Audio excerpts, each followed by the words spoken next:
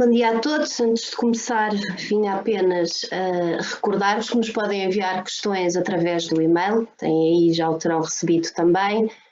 Recebemos até agora algumas questões, não as vamos abordar autonomamente, mas vamos respondendo, esperamos, acho que conseguimos, vamos respondendo ao longo da apresentação, verão que algumas das vossas dúvidas ficarão esclarecidas, as que sobrarem enviem e nós faremos por responder. Pronto. Bem-vindos a este webinar. Fomos todos surpreendidos por esta pandemia e pelo seu impacto a todos os níveis. Conter a propagação do vírus e proteger a população implicaram a implementação de medidas com forte impacto na gestão das relações laborais. Nós estávamos preparados e a legislação laboral, a verdade é que também não. E é dos principais desafios que se colocam às empresas nesta área que vamos tratar.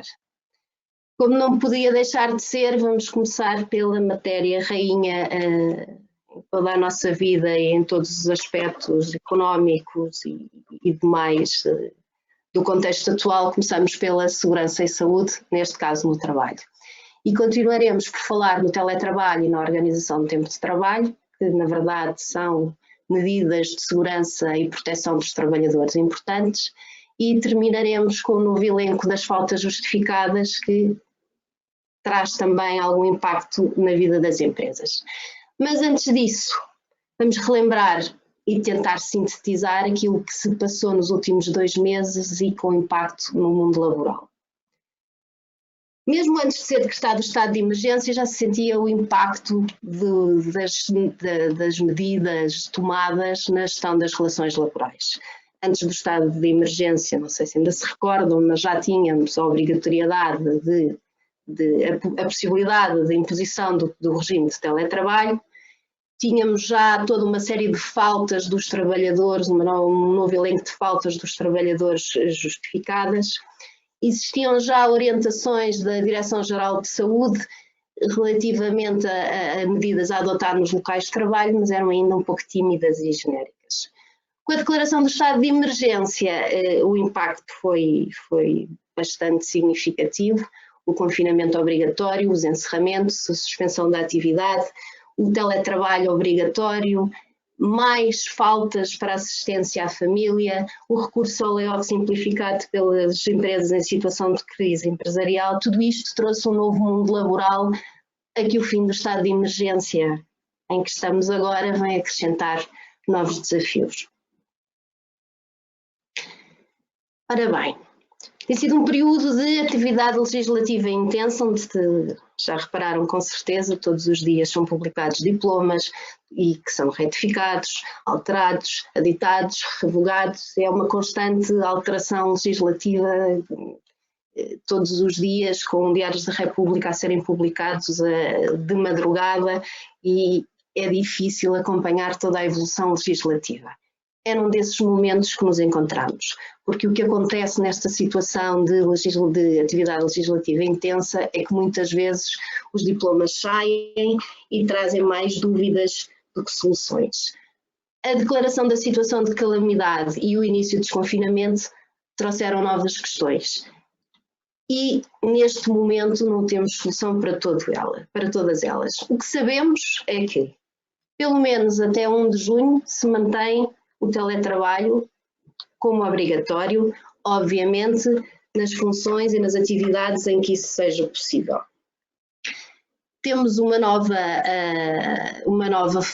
situação de faltas justificadas, já veremos que dúvidas é que ela nos traz, e sabemos também que a partir de 1 de junho tudo mudará novamente e que o teletrabalho parcial e o desfazamento de horários serão novas realidades na vida das empresas.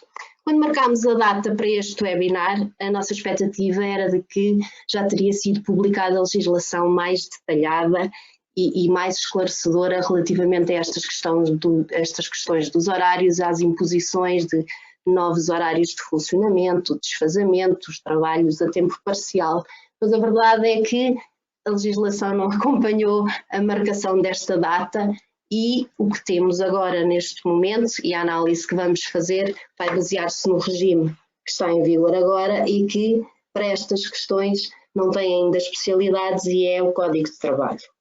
Isto leva-me a um disclaimer, aquilo que vos vou dizer agora é bem possível que seja diferente para a semana. Tem sido essa a realidade laboral, não basta já todo o impacto do que temos, mas esta instabilidade não tem ajudado. De qualquer forma, e se assim for, com a implementação de novas regras, temos um bom motivo para nos voltar a encontrar aqui, fica a promessa feita. Vamos então ver se estamos preparados. Ora bem, como não podia deixar de ser, a implementação das medidas preventivas nos locais de trabalho tem um forte impacto na gestão de relações laborais. Por outro lado, sendo os locais de trabalho locais onde necessariamente o contacto e concentração de pessoas é significativo, a existência das medidas preventivas nos locais de trabalho é um fator essencial para o sucesso de desconfinamento. A Direção-Geral de Saúde tem vindo a emitir diversas orientações gerais ou para atividades e funções específicas e no dia 17 de abril emitiu nova informação técnica com orientações transversais, aplicáveis a todas as atividades e que no fundo traz um resumo e compacta as medidas excepcionais que devem ser adotadas pelas empresas. E teve nesse momento já a preocupação de regular aquilo que é o desconfinamento progressivo. É dessas medidas que iremos falar de seguida. Sublinhar só, uma vez mais, a importância que tudo isto tem, não só obviamente na proteção dos trabalhadores das empresas, no assegurar que a atividade se mantém e que é possível continuar a funcionar, mas na verdade se nos locais de trabalho os trabalhadores não estiverem protegidos, o sucesso do desconfinamento pode vir a ser prejudicado. E que medidas são estas que a Direção-Geral de Saúde nos traz?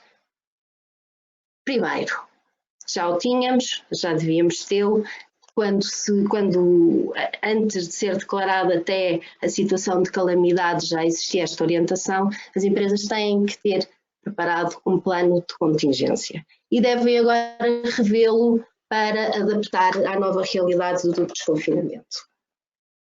Este plano de contingência deve ser preparado, é da responsabilidade do empregador, mas deve ser preparado pelos Serviços de Segurança e Saúde no Trabalho, de acordo com as orientações da Direção-Geral de Saúde e também com as recomendações da Autoridade para as Condições de Trabalho.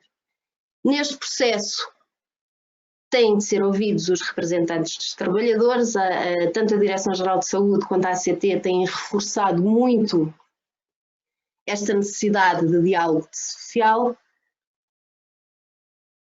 E, obviamente, nada disto funciona se esse plano não for divulgado, não for dada informação e formação aos trabalhadores nesta matéria, nas medidas implementadas e naquilo que se lhes pede. Só uma pequena nota para vos dizer que a Autoridade para as Condições de Trabalho tem estado muito ativa em termos de fiscalização e que, na grande maioria das situações, o plano de contingência é um dos documentos solicitados pela autoridade. Por isso, convém tê-lo à mão, é importante revê-lo, verificar que está adaptado à nova realidade. Não nos surpreende que a etiqueta respiratória e a higienização das mãos e a higiene e a limpeza das instalações surjam como medidas preventivas excepcionais de segurança e saúde no trabalho. Vou falar delas, estão por todo o lado, sabemos, vemos nas notícias, vemos nos jornais, vemos por todo o lado. É importante tê-las presentes, é importante formar os trabalhadores, mas acima de tudo também tem de ser uma preocupação do empregador, disponibilizar os meios, os produtos necessários a esta lavagem das mãos pelos trabalhadores, para a desinfecção, ter água, sabonete, álcool gel, toalhetes e assegurar a higiene e limpeza das instalações.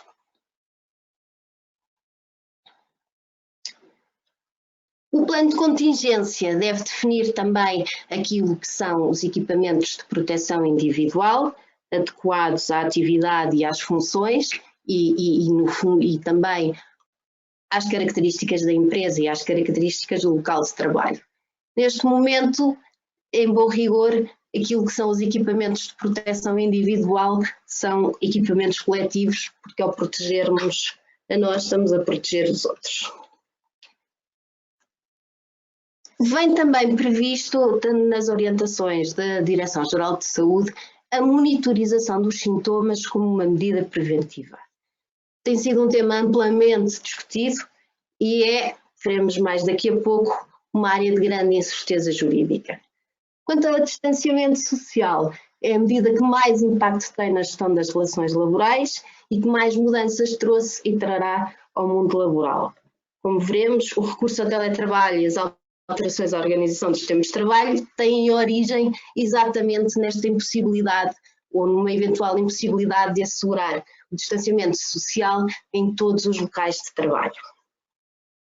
Vamos então ver algumas questões que se colocam em relação a algumas dessas medidas. E começamos pelos equipamentos de proteção individual. Primeiro, não há dúvidas, é um equipamento que tem de ser fornecido pelo empregador, tem que ser o empregador a disponibilizar este equipamento.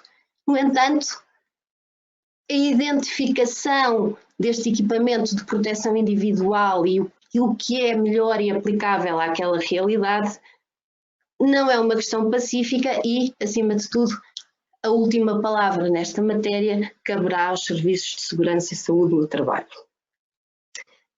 Salientei aqui a situação das máscaras, como ponto de interrogação, porque também porque não é claro que seja obrigatório o uso de máscaras em todas as atividades, independentemente do local. Está estabelecido o uso obrigatório de máscaras ou viseiras para permanência em espaços e estabelecimentos comerciais, serviços de atendimento ao público, para trabalhadores que tenham contacto com o público. No entanto, apesar de existir uma referência a estabelecimentos de prestação de serviços em geral, não é certo e seguro que exista atualmente uma obrigação de utilização de máscara em todos os locais de trabalho, mesmo, por exemplo, num escritório. No entanto, como vos disse, são os serviços de segurança e saúde no trabalho que terão o papel principal nesta matéria e que poderão definir esta regra, a regra de utilização das máscaras como uma regra obrigatória.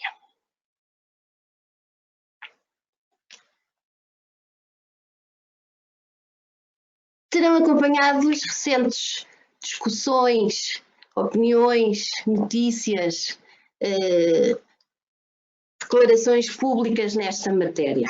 Eu não me vou alongar muito nela, porque este tema só por si merece o seu próprio webinar, mas não queria deixar de vos dar alguns alertas nesta matéria. Ora bem, não existem dúvidas de que a monitorização dos sintomas dos trabalhadores, seja através da medição de temperatura, seja através de questionários, seja através de aplicações em que os trabalhadores introduzem dados, respondem a perguntas, fui ao supermercado, hoje de manhã não tinha febre, não restam dúvidas de que isso corresponde a um tratamento de dados pessoais do trabalhador e dados de saúde do trabalhador. E como tal, este tratamento está sujeito a limitações que resultam tanto da legislação laboral quanto da legislação da proteção de dados. Recentemente, semana passada, foi publicada uma alteração legislativa que diz, basicamente, que é permitida a medição de temperatura aos trabalhadores. Eu queria dizer-vos que esta alteração legislativa não afastou totalmente as dúvidas e questões que se levantam nesta área. Não afastou, por exemplo, a necessidade e exclusividade de intervenção de um profissional de saúde neste processo. Tem sido uma discussão bastante acesa. A CNPD, a Comissão Nacional para a Proteção de Dados, tem uma opinião muito restrita nesta matéria que entra em confronto com a legislação atual e com as opiniões do Governo. No entanto, é importante não esquecer que as disposições do Regulamento Geral de Proteção de Dados e do Código de Trabalho continuam aplicáveis, que é necessário continuar a assegurar a privacidade dos trabalhadores e que o regime que temos agora não é suficiente para legitimar todo e qualquer tipo de tratamento de dados dos trabalhadores. E convém também recordar que, nesta matéria da proteção de dados no mundo do direito do trabalho, o consentimento do trabalhador não é, muitas vezes, válido para garantir a legalidade do tratamento.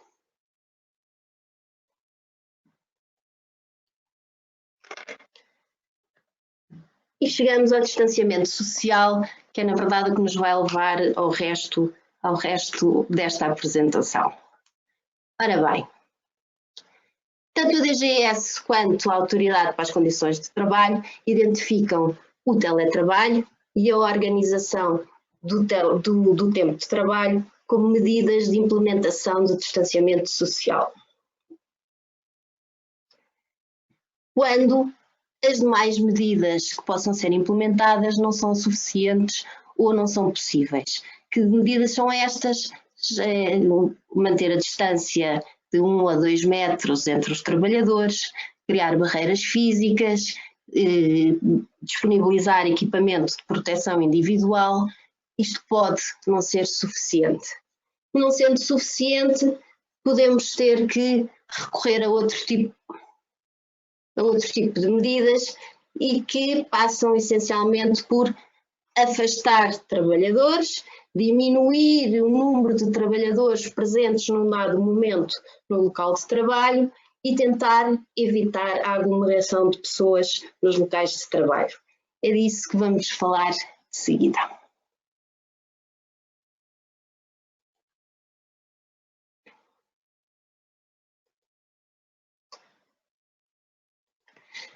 Mas antes disso, convém recordar quais são as consequências para os trabalhadores do incumprimento das regras de segurança e saúde no trabalho. Parece estranho, mas há situações em que efetivamente têm surgido algumas reclamações de trabalhadores e, por exemplo, recusas na utilização de máscara porque não dá jeito, porque tenho de fumar, porque quando vou beber o café tiro, não chega, e a verdade é que estas situações têm acontecido. Não há nada de imediato que o empregador possa fazer nessa situação. O que pode fazer é afastar o trabalhador do local de trabalho, não aceitar a prestação, mas esse comportamento do empregador apenas significa que o trabalhador é afastado, mas mantém o direito ao pagamento da retribuição. Neste momento, as consequências para o trabalhador são a eventualidade de ser movida a uma ação disciplinar, porque o incumprimento de regras de saúde e segurança no trabalho são uma infração disciplinar grave. Vem até previsto como um comportamento que pode levar ao despedimento com justa causa, ainda que deve ser tido em conta nessa análise que se faz da gravidade do comportamento e das suas consequências. Por outro lado, vem também prevista a qualificação como contraordenação muito grave este desrespeito do trabalhador pelo cumprimento das regras de segurança e saúde no trabalho. É uma das poucas situações em que as contraordenações são para os trabalhadores e não para o empregador. E, finalmente, está também prevista a possibilidade de responsabilidade civil do trabalhador pelas consequências que resultem desse seu incumprimento. Para afastar este incumprimento das regras e para o sucesso das medidas implementadas, obviamente, temos que seguir algumas boas práticas e, para além da relevância do acompanhamento e consulta constantes nas circunstâncias atuais dos serviços de segurança e saúde no trabalho, informar e formar os trabalhadores são essenciais. Vamos então passar à análise das questões suscitadas pelo teletrabalho e pela adaptação dos tempos de trabalho. O que temos? Ora bem, temos que, pelo menos até 31 de maio, o teletrabalho se mantém como obrigatório. Obviamente, não é aplicável a todos os trabalhadores, só quando as funções o permitam, o que significa que haverá muitos trabalhadores a trabalhar, há que fazer uma análise das funções de cada um, pode haver situações em que esse teletrabalho pode ser total, mas pode haver situações também, acontece, estão em vigor muitas dessas situações em que não é possível que toda a prestação ocorra em teletrabalho e em que 1 ou 2 dias por semana ou em semanas alternadas o trabalhador tenha que estar presente no local de trabalho. Portanto, sim, é obrigatório, mas quando as funções o permitam e na medida em que estas o permitam. A partir de 1 de junho, veremos o que se vai passar. A sugestão que está dada, aliás, a regra que vem identificada no calendário do desconfinamento é de que, nesse momento, se passará a um teletrabalho parcial. Pouco sabemos do que vai, em que condições é que ele deve ocorrer, não sabemos se será obrigatório ou se pode acontecer por determinação unilateral do empregador ou do trabalhador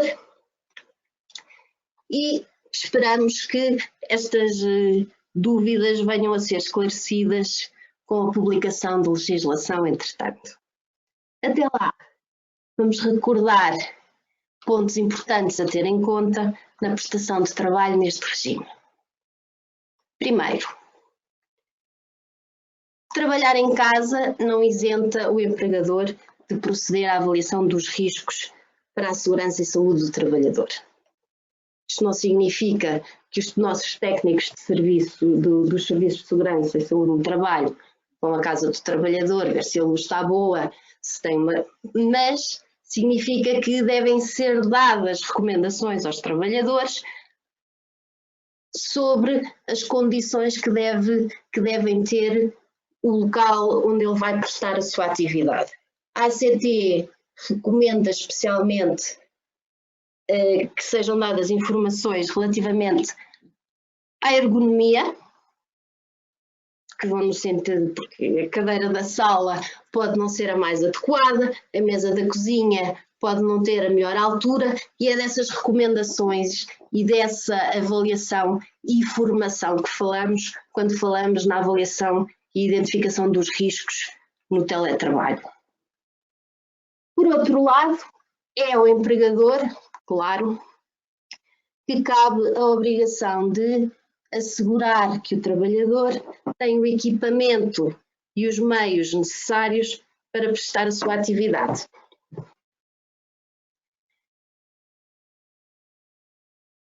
E, finalmente, em termos de formalidades, convém recordar, se ainda não o fizeram, que esta alteração do local de trabalho deve ser comunicada à seguradora para efeitos de seguro de acidentes de trabalho, porque é uma alteração importante que tem impacto na cobertura pela seguradora. E, finalmente, também dizer-vos que o teletrabalho não significa isenção de horário de trabalho. Todos já nos apercebemos, já o sentimos, estamos todos online, a grande maioria de nós, alguns estarão no escritório, mas a grande maioria imagino que esteja ainda em casa. Sabemos que o teletrabalho se transforma facilmente numa isenção de horário de trabalho. Sabemos que viver no escritório se presta a ultrapassagem daquilo que são os limites dos horários de trabalho e os limites da duração do horário de trabalho. E não podem esquecer-se que o horário de trabalho do trabalhador se mantém, o que significa que a prestação de trabalho fora desse horário ou a prestação de trabalho para além das horas do período normal de trabalho acordado, será um trabalho suplementar. E convém ter isto muito presente para evitar contingências futuras que se podem vir a colocar, não agora porque todos estamos preocupados com outras coisas, mas que se poderão colocar no futuro. Finalmente, dizer-vos que a prestação de trabalho em casa também não legitima que o empregador possa invadir a esfera privada do trabalhador ou implementar meios de controlo à distância da prestação do trabalhador. A CNPD também já se pronunciou nesta matéria e foi muito clara, recordando que o trabalhador continua a ter direito à sua privacidade e o facto de ter o escritório em casa não legitima que essa sua privacidade seja invadida. Já todos lemos, todos os jornais os publicam, todas as revistas, e assim em dia não, várias recomendações sobre boas práticas na prestação de trabalho neste regime. Mas nunca é demais recordá-las. Primeiro, obviamente o bom senso tem que imperar. É verdade que vos disse cuidado com os limites, mas tem efetivamente que existir uma flexibilidade na distribuição das tarefas e nos horários praticados pelo trabalhador. Há que fazer uma gestão com bom senso dessa situação, porque alguns estarão em casa com espaço reservado, outros estarão em casa com as crianças aos gritos porque não têm a escola, com problemas que não conseguem aceder à aula que estão a ter à distância, e é preciso estar preparado para alguma flexibilidade que permita aos trabalhadores acudir às coisas que vão acontecendo em casa. Também não podemos esquecer o direito à desconexão, uma vez mais como falámos há pouco. Não podemos transformar o teletrabalho num trabalho contínuo 24 horas por dia, 7 dias por semana. É importante recordar este direito à desconexão que foi tão falado e que acabou por não ser regulamentado, mas pode vir a ser, tendo em conta aquilo que o teletrabalho nos está a trazer. Finalmente, é muito importante manter o contacto com o trabalhador, fomentar as reuniões da equipa para combater o isolamento e também para permitir, obviamente, que o trabalho e a atividade continuem a fluir.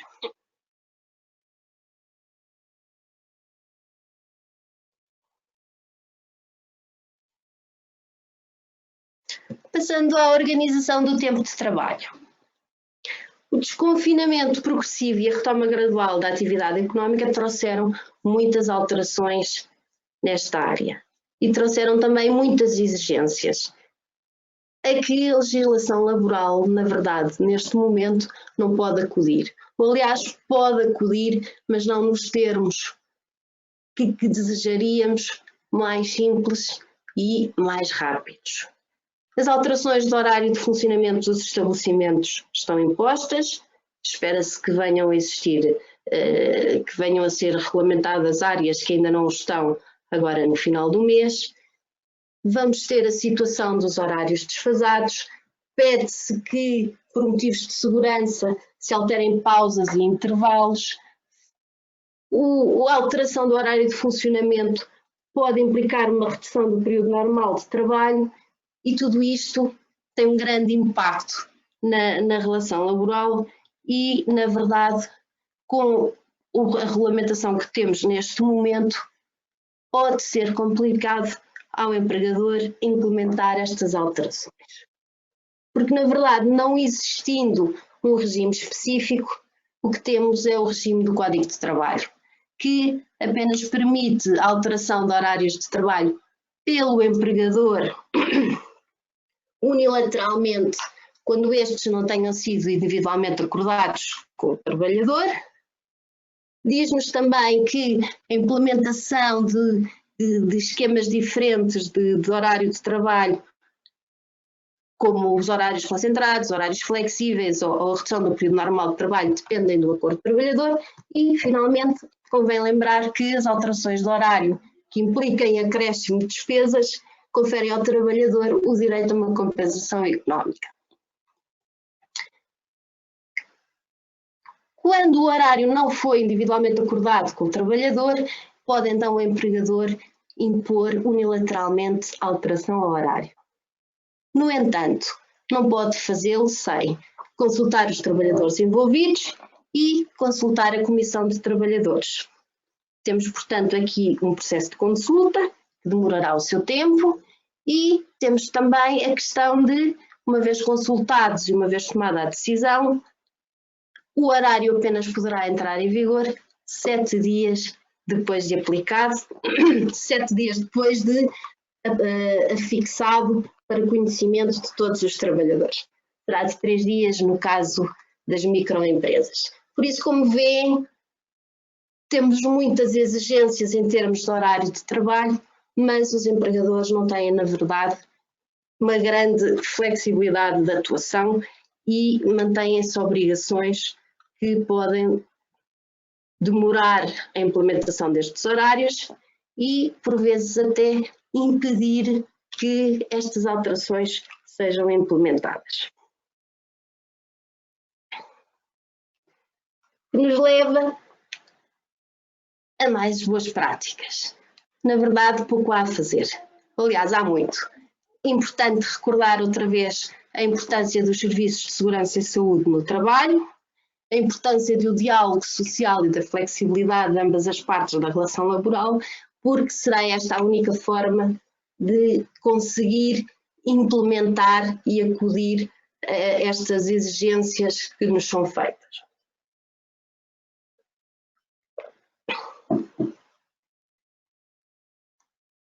E passando à questão do novo elenco das faltas justificadas. Não vou falar-vos de todas elas, já as conhecemos. Temos as faltas do trabalhador em situação de doença, infectado pela Covid-19. Temos os trabalhadores em situação de isolamento profilático. Mantêm-se as faltas, obviamente, por assistência a filho ou dependentes em situação de isolamento. E ainda teremos a necessidade de faltar justificadamente para assistência à família. As escolas continuam encerradas, algumas reabrirão de forma limitada a partir do dia 18, mas este regime mantém-se. O que as novas alterações legislativas nos trouxeram foi um novo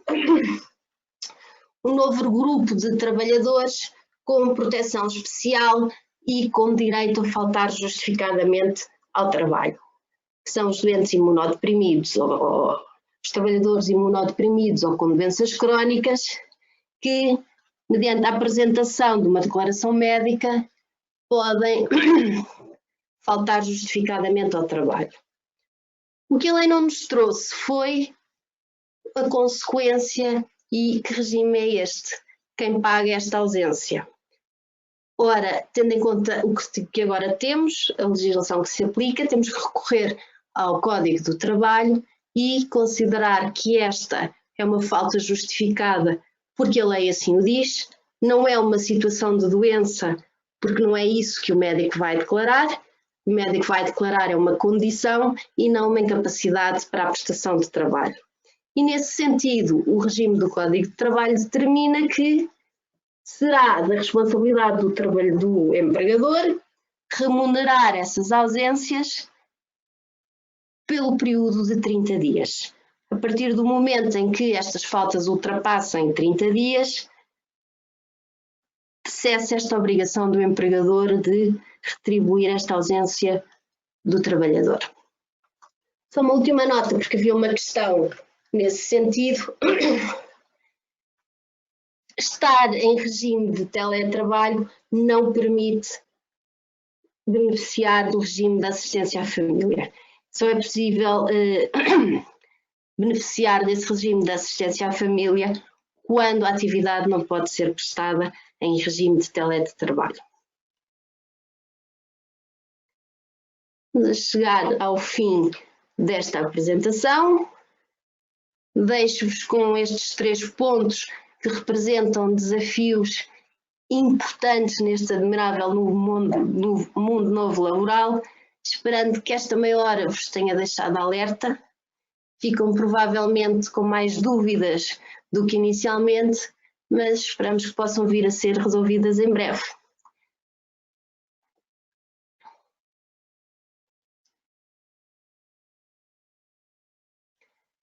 Despeço-me agora, já sabem que podem enviar-nos questões por e-mail, responderemos, tentaremos respondê-las e agradeço a vossa presença.